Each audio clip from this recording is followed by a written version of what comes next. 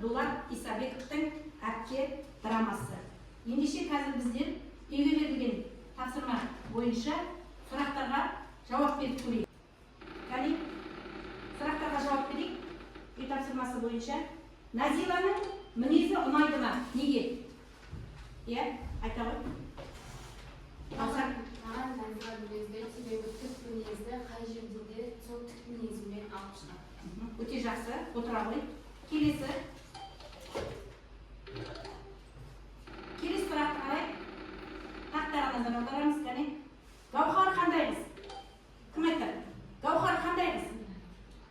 Көп көрінбейді, Гаухар, Олардың сүйген қызы Назиланың құрбысы. Назиланың құрбысы. Мінезі қандай? Жақсы қыз, ақылды. Мінезді, ақылды, мінезді қыз. Жақсы, отыра ғой.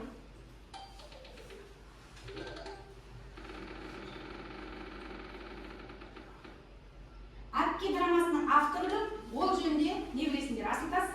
«Әпке» драмасының авторы Дулат Исабеков. Дулат Исабеков 1942 жылы дүниеге келген, ол жазушы және драматург. Жазушы және драматург. Өте жақсы, отыра ғой. Келесі сұрақ.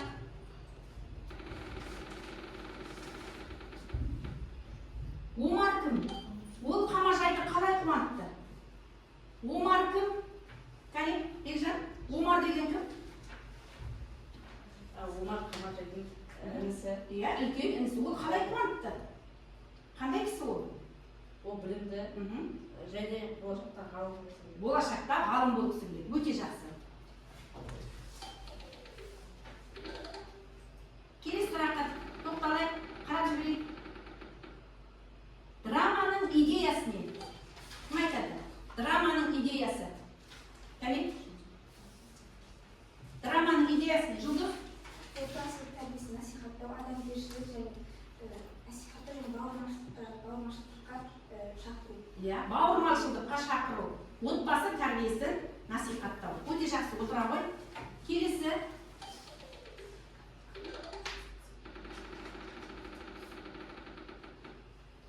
Тимур қандай жігіт? Оның қандай жақсы қасиеттері бар? Кәне, кім айтады? Айдар, Тимур қандай жігіт? Тимур кім ол? Тимур деген кім? Тимур? Тимур Қамажайдың інісі. Темірбек. Тимур деп тұрғанбыз, Темірбек, қандай жігіт? Кім көмектесіп жібереді? Отыраға жақсы, кім көмектесіп жібереді? Тимур қандай жігіт? Каусар, Тимур қандай жігіт?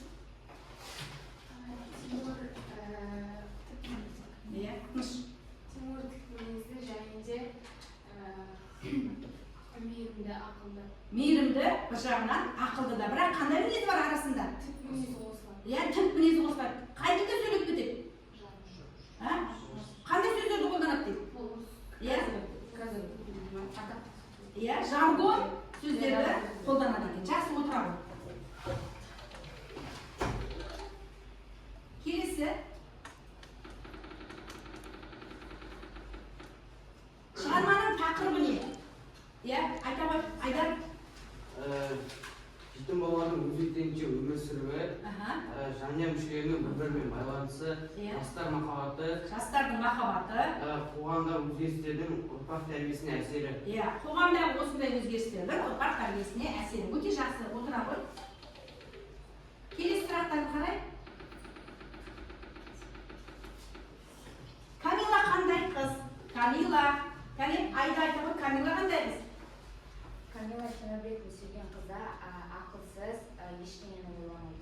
Ештеңені ойламайтын, ақылсыздау, кішкене не? Тез сөйлеп қалады, солай ма? Ақылсыздау, ақылы кішкене таяздау қыз екен. Жақсы, отыра ғой.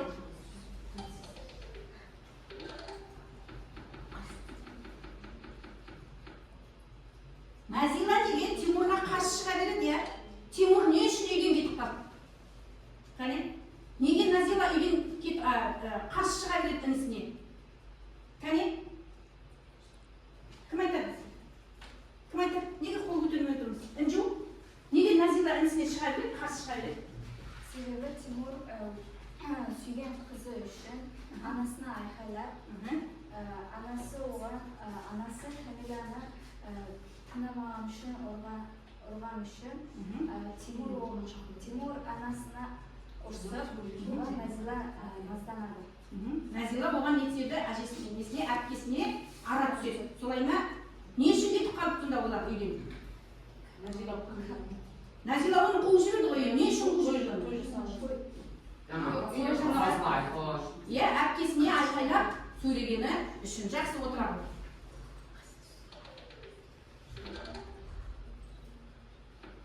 Соңғы сұрақты қарап жіберейік. Қамажай кім?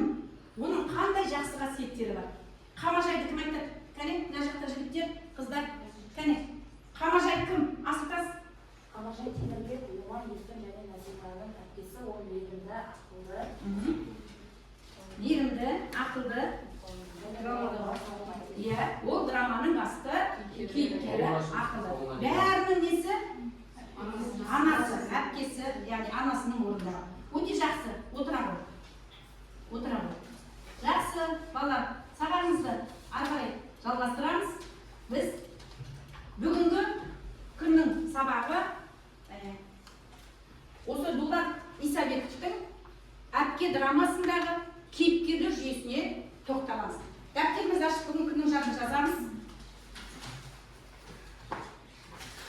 Сабақтың мақсаты көркем шығармадағы кейіпкерлерді сомдауға тура және жанама мінездемелерді жіктеу. Бағалау критерийіміз біздің кейіпкерлерге қатысты өзіндік көзқарасымызды білдіреміз. Жанама және тура мінездеулерді ажыратамыз. Кейіпкерге және мінездеме бере аламыз. Жақсы сұраққа жауап берген балаларға. Бір ұпай, екі сұраққа жақсы жауап бердің. Ұпайларыңды жинап отырасыңдар алдарыңа. Қазір ұпайларыңды жинап отырасыңдар. Сосын соңынан маған неше ұпай жинағандарыңды айтасыңдар. Қолдарыңыздағы кімнің суреті? Дулат Исабековтың суреті. Осы жазушының, драматургтың қанша суретін жинайсыңдар, сонша ұпай қойылады. Келесі, сен білесіңдер. Біздер бұрынғы өткен тақырыптарымызда да өтіп жүрміз. Тура және жанама мінездеу. Кейіпкерлерге біздер не беретін едік? Мінездеме береміз. Сонда тура мінездеу деген не екен? Қаншайым оқып жібер? Тура мінезде? Кейіпкердің мінез-құлқын айтпай, қалпында баяндау. Сол қалпында баяндау.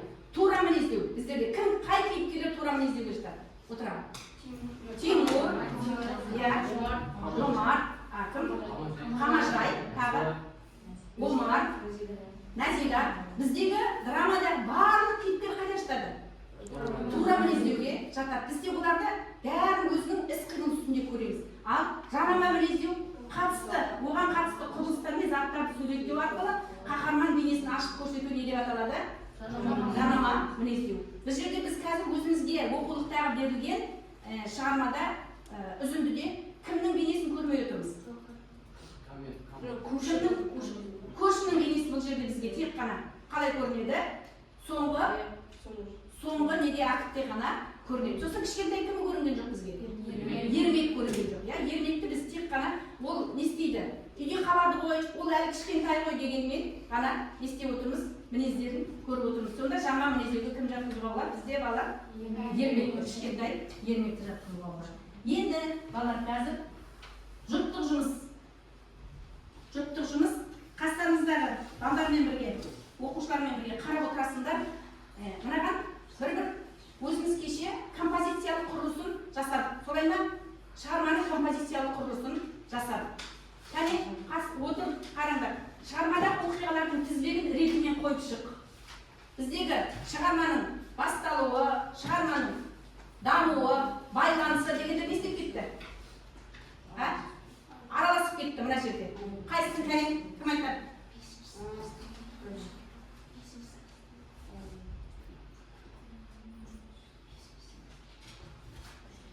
Бірінші, шығармадағы Қамажайдың қабиетке тұрмысқа шығудан бас тартуы. Жоқ, біріншіні айтайық біздер. Қамажайдың қабиетке тұрмысқа шығудан бас тартуы не болады? Нешінші бұл? Бұл не болады? Шығарманың байланысы ма, дамуы ма, шиеленісі ма? Кәне? Тұрмысқа шығудан бас тартуы шарттау шегі болып табыла ма?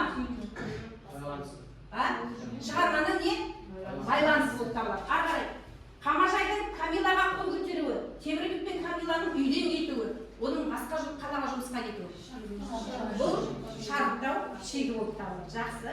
Шығарманың келесі, үшіншісі. Үйдегі отырыс Тимур мен Назиланың тағы да ұрысуы. Бұл дамуы, байланысы, дамуы. Келесі. Омардың институтқа кафедра меңгерушісі болуы, Омар мен Гаухардың не істеуі? Жарасуы, шаңырақтағы той, аналардың алпыс жасы. Бұл шығарманың шешімі, өте жақсы. Келесі. Қамажай мен Қабенің сөйлесуі, Темірбектің үйіндегі отырыс, Назиланың кіммен Темірбекпен ең бірінші ренжісіп қалуы. Бұл не? Оқиғаның басталуы, өте жақсы. Қамажайдың жұмысқа орналасуы, оған бауырларының қарсылығы, Тимурдың үйленетінін хабарлау. Бұл не еді? Шығарманың бұда байланысына келеді екен. Жақсы. Енді балалар, біздер сабағымыздың екінші бөліміне тоқталайық. Кейіпкермен кездесу бөлімі деп алып отырмын. Екінші бөлімді Дулат Исабековтың балалар, бұл драмасы қай жылы жазылып еді? Қол көтереміз. Інжу. Дулат Исабековтың әке шығармасы 1977 жылы жарық көрді. 72 жылы жарық көрді. Жақсы, отырады. Енді балалар, сіздер партада отырған балалар оқырмансыңдар, көрерменсіңдер. Мына ортадағы столдағы балаларымыз не? Кейіпкерлер. Бүгінгі біздің бетпе-бет студиясының шақырылуына кейіпкермен кездесу деп аталатын бөлімге әпке драмасының кейіпкерлері Сұлтан, Назила, Гаухар, Омар, Қамажай және Темірбек қатысып отыр. Кәне енді егер осы шығарманы оқыған болсақ, бәріміз бұл шығармадан хабардармыз. Осы шығарма бойынша кімнің қандай осы кейіпкерлерге қояр сұрақтарым бар? Кәне қай кейіпкерге қоямыз? Сұрағымызды айтып аламыз. Мен мысалы Гаухарға қоямын. Мен Назилаға, менің сұрағым Темірбекке деп айтып алайық. Кәне бірінші кімде сұрақ? Кімде сұрақ бар? Иә?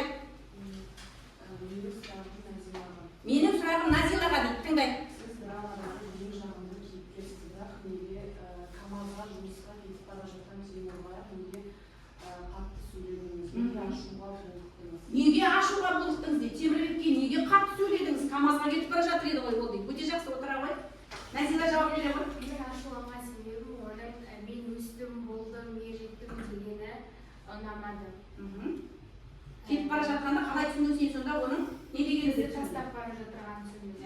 Әпкесінің бәрін бізді не істеп бара жатқан сияқты еді. Тастап бара жатқан сияқты. Соған ренжідім дейді. Кәне екінші рас ол қоя ғой сұрағымды. Тимурға сұрағым бар. Иә. Қаншама қыздың арасында жүріп, неге жарық ретінде Камиланы таңдадыңыз? Ал Темірбек, саған неге Камиланы таңдадыңыз дейді. Сіз ғой қаншама қыздың ортасында жүрсіз дейді. Әр адам өз махаббатына кездескен кезде көзі соқырлық қалады дейді ғой. Мен өзім Камиланы кездескен кезде нашар мінездерді сүзіп аламын деп. Сүзіп аламын деп. Түзеп аламын деп. Түзеп аламын деп. Сол үшін таңдадым. Сол үшін таңдадым. Жақсы. Махаббатта кездескенде көзім соқыр болып қалады дейді. Түсінікті ғой. Жақсы, өте жақсы отыра ғой. Келесі, тағы кімде қандай сұрақ бар? Кімде қандай сұрақ бар? Ал айта ғой. Ислам сұрақ қоя ғой. Сұрағым Омарға дейді. Кәне? Сіз неге үнемі ғылыми тілмен сөйлейсіз? Сіз неге үнемі ғылыми тілмен сөйлейсіз дейді. Омар? Шынында ғылымға негізделмеген дәлел әлсіз болады. Мен қай істерде ғылымға негізделіп сөйлеймін. Мен ғылымды сүйемін. Қазіргі жастарды ғылымға шақырар едім. Қазіргі жастарды да ғылымға шақырармын. Үнемі ғылыммен, тәжірибемен сөйлеймін деп. Өте жақсы отыра ғой. Келесі сұрақ кімде? Келесі сұрақ. Кім тағы? Асылтас қандай сұрағың бар? Мен бұл сұрақта барлық бауырларға қойған еді. Неге сіздер әпкелеріңіздің жұмысқа тұрғанын қаламадыңыздар? Сол үшін тіпті жиналысқа жасадыңыздар ғой. Соны оларға кіріп, көрініс ретінде көрсете аласыздар. Бәріне сұрақ қой. Бәрі әпкелерінің жұмысқа тұрғанын қаламадыңдар ғой, солай ма? Ал сол үшін жиналыс өткіздіңдер дейді. Образға кіріп, сол жиналысты көрсетіп бере аласыздар ма бізге дейді. Кәне, ал онда бастайық. Иә, кәне бастаймыз. Образы. Бауырына туған баласынан да артық қарау қазақ қыздарына ғана тән емес. Қанша жыл өтсе де, әпке қоғамның өзінің актуалдығын жоғалтқан жоқ. Бауырмашылық азайған заманда көрерменнің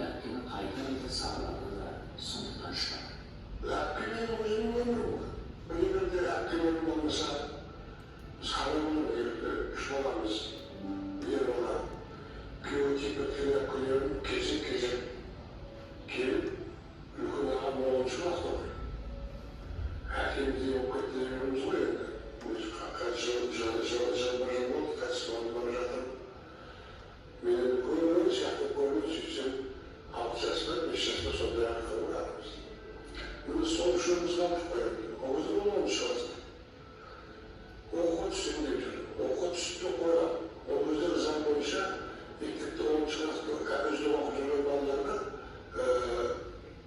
екінші жарты сыныпта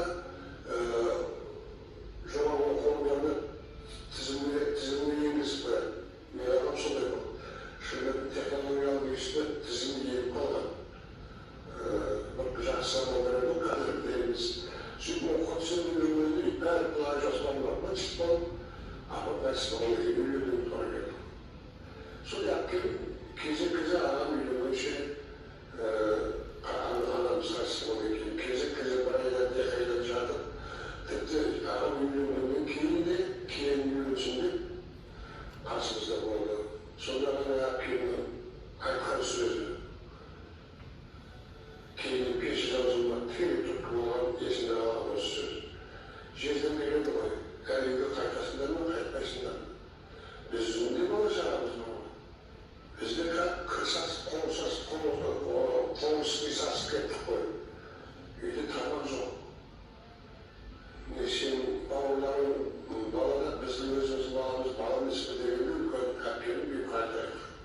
Қақсама кете берді. Баланың өзі мақ керек болса. Баладан бір бауыры мақ деген. Енді үлкен бауыр тауып бірді шешеміз жоқ. Бастай. Екеуін шығартып, темірліктен сұрттан шығартырамыз. Темірліктен сұрттан шығартырамыз, есік ғана шығартырайық.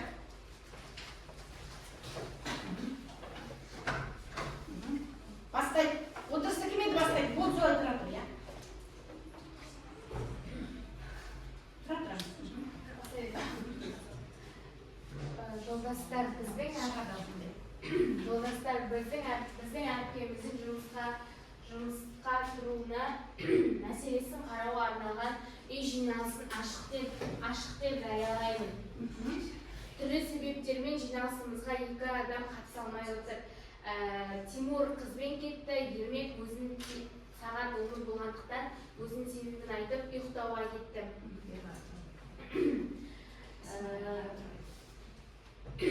Жиналысқа қатыса алмайтын мәлімдеп кетті. Жиналыс ашық дегенде қол көтерулеріңізді сұраймын.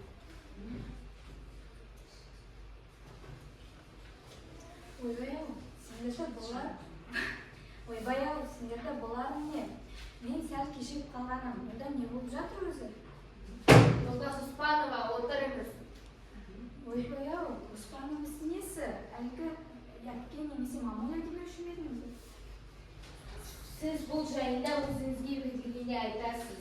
Сонымен іске кіріседі. Осы шаңырақта белгілі бір мүшесі Оспанова Қамажайдың өзге отбасы мүшелерімен ақылдаспай жұмысқа тұруына байланысты біздің ашуымызға тиді. Бұл мәселе жөнінде кімнің қандай ойы бар?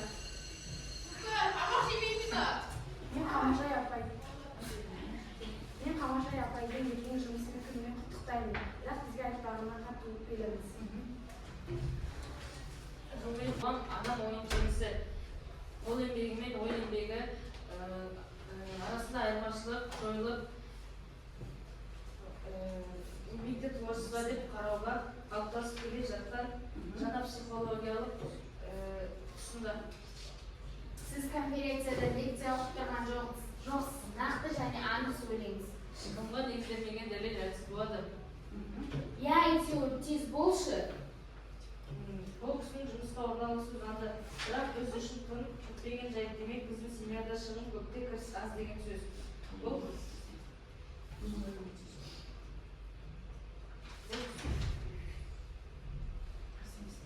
кісі финанс тапшылығын ескеріп, ұлттық табысқа өзгертілсін қосуға ойлаған. Мен оның жұмысқа тұруына қарсы емеспін. Болдың ба әйтеуір? Болдым.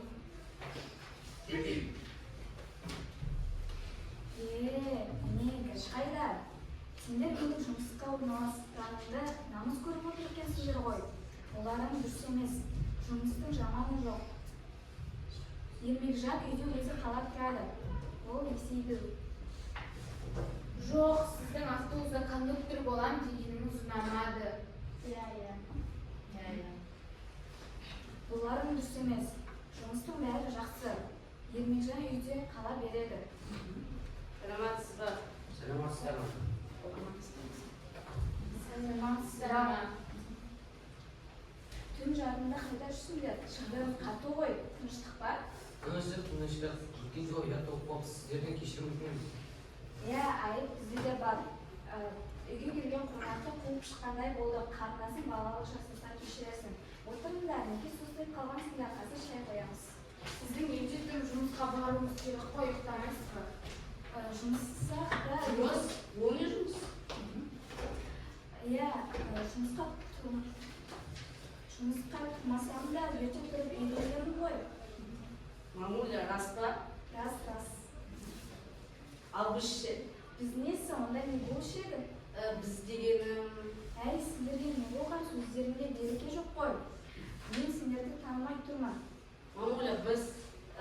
мен үйленемін. Үйленемін? Иә, үйленемін. Саған жетіп тындым де қош бол бостанды. Кімге? Қармаға. Мен не дейін? Бақытты болыңдар. Мамуля, оң, Наз, Гауһар, сендерде мен үйленген қалмайсыздар ма? Сендер мені құшақтап, былай бетер сүйіп, қуанады деп ойласам, ал сен қайғылы хабар естігенде отырып қалдың ғой. Мен не өтедім де? Теміржан, қой, мұңайма. Сені бөтейін деп кім айтты? Біз тойды жасаймыз, дүрелетіп той жасаймыз, ақша деген табылады. Мен осырақ ақшам бар. Ой, иә. Отстырақ ойшик, залмын қарашай өзіңізге айтпай ақша жинап жүрсіз бе? Мен өзіне шейіп әтейін деп бірақ бақым жетпеді. Оны рұқсат бересіз бе? Отбасы кішігірім мемлекет, оны басқару үшін жалғыз махаббат тексіз отбасы басының бойында ұстамдылық, көрегендік сияқты компоненттер жинақталып жүреді. Бұл қасиеттер сенің бойында қалыптасқан ба? Қалыптасқан. О, қалыптасқан. Үш айлық болды. Мұндай жағдайда мен өзімнің інімнің үйленуіне рұқсатымды беремін. Ура, жолдастар. Ура! Сұлтана, осында той қашан болмақшы? Асық іздеміз бар әйтеуір. Жоқ, асық істеміз дайындауға уақыттары бір 3 күннен соң. 3 күннен соң? Ойбай-ау, асық ұстағанда қандай болмақшы сонда? Мен қайттым. Енді дайындалу керек, оны заттарды сатып алу керек. Ертең жұмысқа шығатын едім. Бір күн бесірамасызды. Шықпай жаттық па? Қызық болды-ау өзі. Телефон соғып бізге дейін десем, әлі ешқайсысында танымаймын. Ертең барып айтармын енді. Сонымен ертең автобуста кондукторсыз жұмыс істейді. Жақсы, балар. Оның үстіне қол шапалақтарды берейік, кішкене дауыстары жай шықты, балар қаттырақ айтып керек еді. Енді сіздер отырған оқырмандар кейіпкерлерге сұрақтарыңызды қойдыңыздар, солай ма?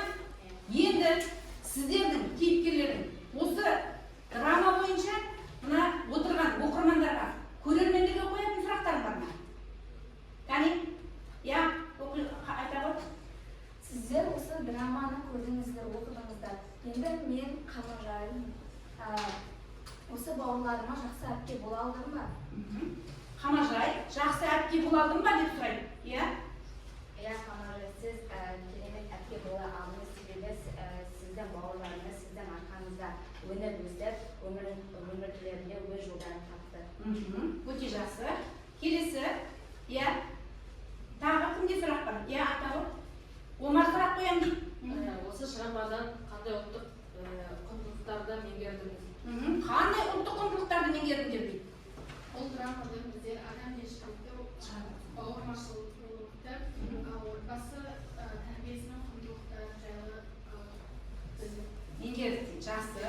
Отбасы тәрбиесін, сосын не дейді? Бауырмашылықты, сосын нені меңгердік дейді? Адамгершілікті меңгердік дейді. Жақсы. Келесі тағы сұрақтарың бар ма? Назила сұрақ қоя ғой. Егер Қамажай Қабеннің ұсынысын қабылдап тұрмысқа шықса, Біз қайтер еді, Қамажайдікі дұрыс па? Қамажайдікі дұрыс па дейді. Егер Қабеннің ұсынысын қабылдап ол тұрмысқа шығып кетсе, біз қайтер едік. Иә, Асылтас айта ғой. Иә, Қамажай дұрыс жасады. Мен де Қамажайдың орнында болсам солай етер едім. Қазірде Қамажай сияқты болмақ түгілі өзінің туған баласын, балалар үйіне тастап кетіп жатқан аналар да бар. Бұл драма қоғамдағы осындай өзекті мәселені көтерген. Осындай мәселелерді көтерген. Жақсы. Келесі. Тағы кімде сұрақ бар? Иә, айтайын. Иә. Сіздер осы драманы оқыдыңыздар. Сіздерге қай кейіпкер ұнамады? Қай кейіпкер ұнаған жоқ дейді, иә? Айта ғой. Маған Назила ұнамады. Кім? Назила ұнамады. Неге? Мен Дила жуана сүйгендер билегенді жақсы көреді. Орта сөздер көп қосады. Иә, басқа орысша сөздерді көп қосады дейді. Сүйгенде билеген жақсы көреді. Жақсы. Отыра қойыңдар. Отыра қойыңдар. Енді балалар. Енді. Келесі. Қарай, тақтаға назар аударайық. Бәріңіз жақсы сұрақтарға жауап бердіңдер. Мәтінді оқығандарыңды, драманың көріністерін, бәрін акттерін дұрыс оқығандарыңды көрдіңдер. Енді өздеріңіз шығармадағы ең әдемі кейіпкер кім еді? Ең бауырмал, ең жанашыр кейіпкер Қамажай. Оның асханасы үнемі бауырлары үшін неге толып тұратын еді? Тамаққа толып тұратын еді. Енді сіздерді Қамажай әпкенің асханасына шақырайын деп тұр. Мына отырған, жан-жақта тұрған кеселердің артында сұрақтар бар. Сол сұрақтарда не айтылады? Қай кейіпкер, сол кейіпкердің сөйлеу стиліне байланысты кім кейіпкер екенін табамыз. Кәне, отырғандардан кім келеді? Кел, Ислам. Келе ғой. Бір кесені ала ғой. Сұрағына жауап береміз.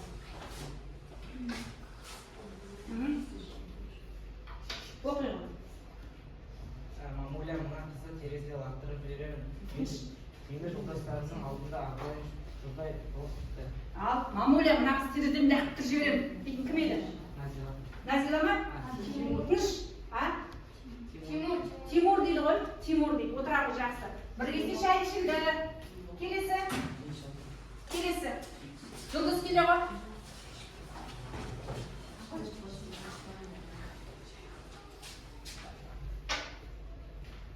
ғалымға негізделген әдебиетсіз болады. Сондықтан сіздерге түсініктер қосыңдар. Бұл Омардың сөзі. Омардың сөзі. Ғылымға негізделген дәлел әлсіз болады негізделмеген. Өте жақсы, отыра ғой. Келесі. Келесі шайды кім ішкісі келіп отыр? Кәлем. Қаншайым келе ғой. Расул ақшам дайын өткен сабаққа қатысамыз. Кел. Бәріміз сабаққа қатысайық.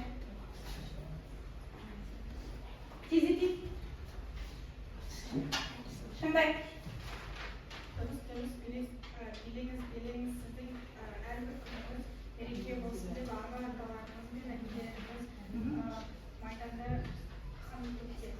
Дұрыс, билеңіз. Назила, кімге айтты бұны?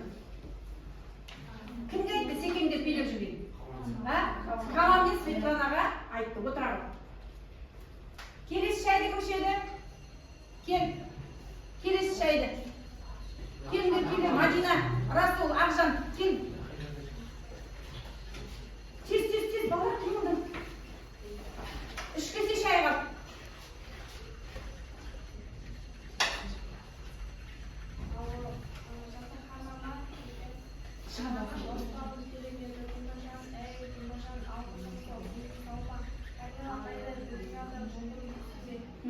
Алло, жатақханама маған Теміржан керек еді, Оспанов дейтін кім еді? Қамажай. Бұл кім іздеп жатыр? Темір қайда кетіп еді? Иә, Камазға жұмысқа кетіп едік. Келесі, кел Ақжан. Бол тез. Тез қозғаламыз.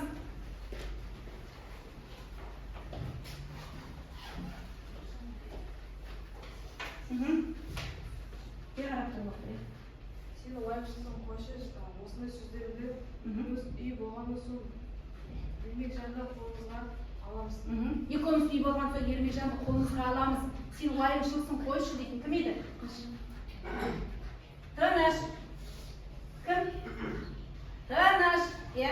Қабеннің Иә, Қабенмен кімнің? Қамажайдың кездескен кезіндегі сөзі. Отыр. Кәне, бір аяқ шайылып, Аида келе отыр. Мәлкі.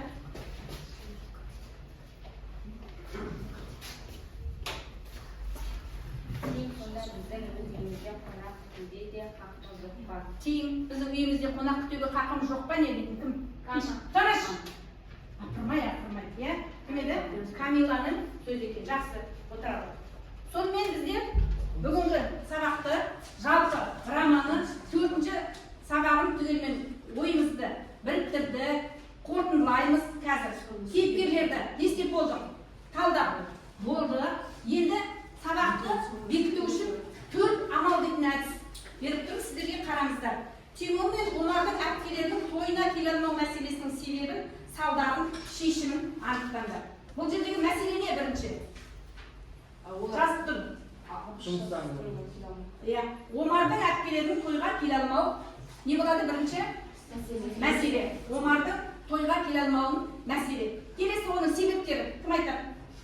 Себептерін кім айтады? Иә, Расул айтады. Олардың келе алмау себебі жұмыстарына байланысты. Жақсы. Ол келе алмағанның салдарында не болды? Оның салдары қандай? Иә, кім айтады? Айта ғой, Бекжан. Әпкесін ренжітті. Дұрыс па балалар? Оның көңіл күйі түсіп кетті. Жақсы, отыра ғой. Шешімі қалай? Ең соңында қандай шешім қабылдады? Не бұл деді? Тыныш, иә, айта ғой. Соңғы шешімі қалай еді? Дастарханда тұрған. Иә, шарап, иә. Дастарханда тұрған шарапты әкел құйып ішейік деп өздері ішті. Кім болды? Қасында кім болды? Кім болды тек қана? Әкенің қасында. Көрші әйел ме кім? Ермек қана болды екен. Жақсы, өзімізді тексеріп жіберейік. Сағына күткен бауырларының келе алмайтындығы айтылып жатқан телеграмма. Бұл не? Мәселе. Дұрыс айттық па? Дұрыс, өте жақсы. Екеуінің де шұғыл жұмыстарының шығып қалып, содан ма келе алмау себептері? Дұрыс, Расул дұрыс айтты. Салдары, Қамажайдың көңіл күйінің түсуі. Ренжіп қалып деп дұрыс қоя, келесі. Ең соңғы шешімі үміттің үзілмеуі десек те болады. Ең соңында мамаларының тойын не істейді? Жалғыз өзі інісімен екеуі қарсы алады. Жақсы, енді кері байланысқа қарап көрейік. Әпке драмасының өзіне қатты ұнаған жерін айтып бересің ба? Кім айтады? Маған мына жер өте қатты ұнады деп. Кім айтады? Маған мына жер қатты ұнады деп. Кім айта аламыз? Айдар, қай жер ұнады саған? Тимур мен Қамажайдың арасындағы ұрыс керіс ұнады. Иә. Қамажайдың арасындағы неге? Не болып еді бұл жерде? Бұл жерде Қамажай Камиланы ұрыс жіберіп, Камила мен Тимур үйінен кетіп Назила оларды қуып жібереді. Неге ұрды? Не үшін ұрды? Қамажайға сөз қайтарған үшін. Қамажайға сөз қайтарған үшін. Тағы да, иә? Каманың ең әуелі Тимурға күйеуге шыққан кезде менің аяғым ауыр деп айтады. Бірақ күйеуге шыққаннан кейін Қамажайға мен баланы алдырып тастадым дейді. Неге дейді? Не үшін баланы алдырып тастадым? Себебі Гүлжайна не қыл дейді? Біз әлі жаспыз, бізге баланың қажеті жоқ дейді. Міне сол үшін не істейді? Қамажай. Қамажай Камиланың бетінен не істеп жүреді? Шапалақпен бір салатын еді. Жақсы. Тағы кім айтады? Гүлжайна, қай жер ұнады саған? Тимурдың Қамажайға үйленемін деген жері. Тимурдың Қамажайға үйленемін деген жері ұнады. Жақсы. Отыра ғой. Каустар саған қандай жер ұнады? Қамажаймен Қабеннің сөйлескен жері ұнады. Қамажаймен Қабеннің сөйлескен жері ұнады. Неге? Себебі екеуі де сөйлеседі, сосын өзінің ортақ мәселелерін шешеді, содан шыққан мәселені не айтты Қабенге? Қабенге мен саған әлі тұрмысқа шыға алмаймын, себебі менің бауырларымды қарайтын адам келіп, бауырларым жетіліп, ой жеткенше мен бауырларыма қамқор боламын. Дұрыс па балалар? Жақсы. Келесі Үйге тапсырма деп жаза қойыңдар. Үйге тапсырма деп жаза қойыңдар. Үйге. Дәптерлеріңе үйге тапсырма жаза қойыңдар.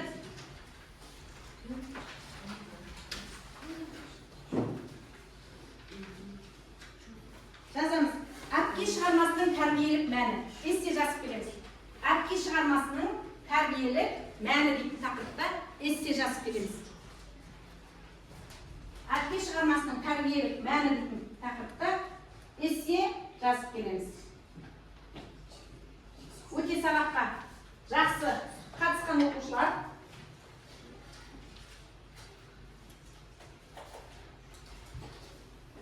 Болдық па? Кәне, кімге қандай? Кімге қанша бар? Қазір менің алдыма келіп жазғыза қоясыңдар. Түсінікті ғой, иә? Үй тапсырмасы түсінікті ғой. Сонымен біздер қай тақырыпты аяқтап жатырмыз? Иә, әпке драмасын аяқтап жатырмыз. Үйге есте жазып бересіңдер. Жақсы, біздің сабағымызды мынау Бекзат Құнанбайдың бауырлар дейтін әнмен аяқтайық.